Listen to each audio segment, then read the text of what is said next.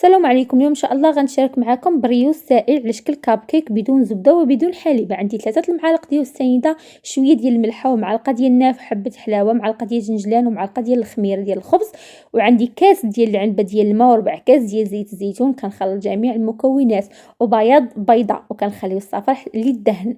عندي هنا الدقيق، والدقيق دائما تيبقى على حسب الخليط، حتى كنحصل على واحد الخليط اللي كيكون ثقل من ديال الكيك، يكون ثقيل على ديال الكيك. نتوما غتشوفوا معايا القوام ديالو كيفاش داير. في الاخير غادي نضيف واحد معلقه صغيره ديال الخل وكنخلط مزيان. نتوما شوفوا معايا القوام كيكون ثقيل.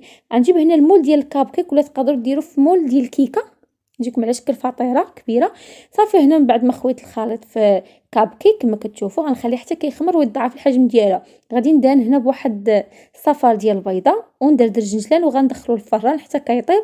كيكون هذا هو الشكل النهائي ديال البريوش ديالنا، كيجي زوين ومهوي بالصحه والراحه.